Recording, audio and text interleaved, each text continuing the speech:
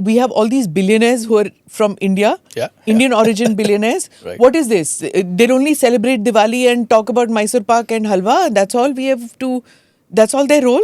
Or when they come here, we'll give them their samman. Right. We expect more. Yeah. We expect more from them. Yeah, absolutely. And I think the fact that we have a fairly large diaspora in the technology sector with fairly large digital platforms, I think the threshold is much lower for us to get this shift going. So I think it's a moment for all of them to stand up and be counted. Right, because you can't keep doing this both sides business forever, right? You have to take a moral stance at some point. We expect it out of them.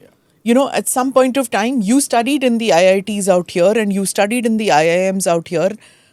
You owe it to the country.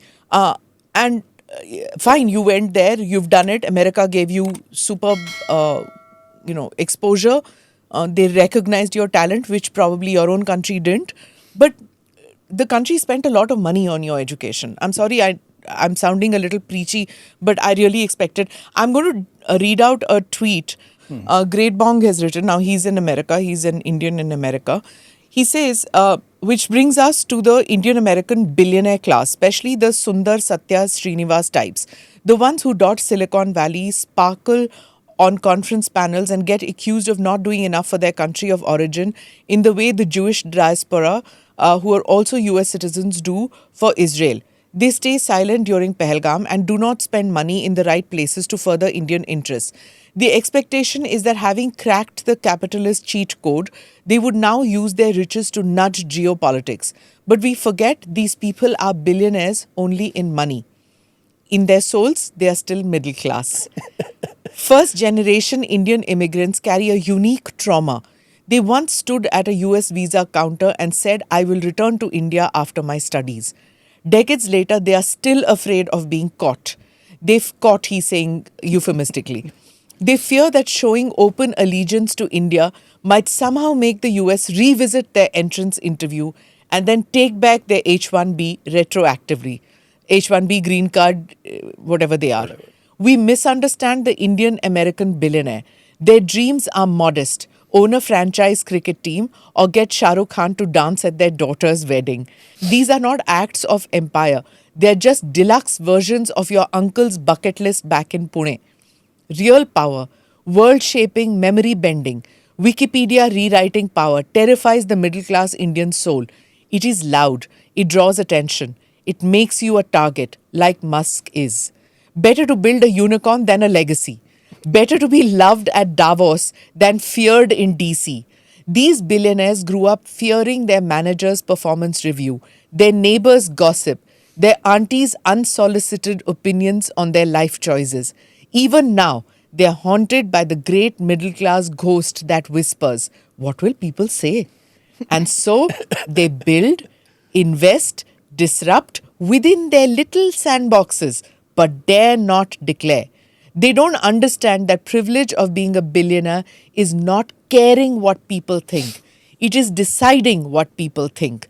They don't have to fit in. Others must now fit in into their world that they build.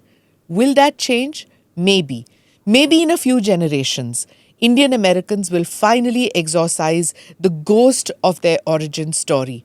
Their children and grandchildren may grow super rich, come to terms with the hyphenation of the American and Indian within them, and internalize the phrase, memory is policy.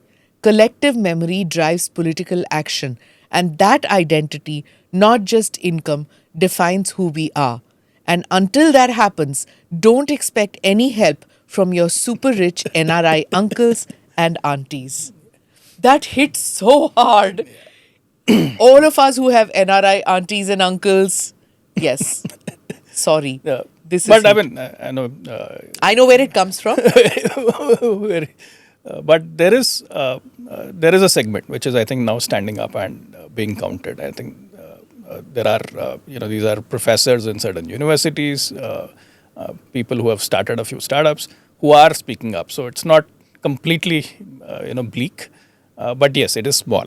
I think it needs to become much larger. It needs to become a movement where these big guys also stand up and be counted, because when they can take a moral stance on other issues, why not on this, right? Because at the end of the day, why are we here? We are here because of terror that is originating from Pakistan. Pakistan, who has made terror under the jihad under the nuclear shield, matter of state policy. And why isn't the world taking a moral stance on it? Why is this, playing this two sides business, right? This has got to stop. And I think this is something that, these big guys need to stand up and make their voice heard. Do subscribe to the ANI Clips channel to get shorter versions of this podcast. Click here to watch the full episode.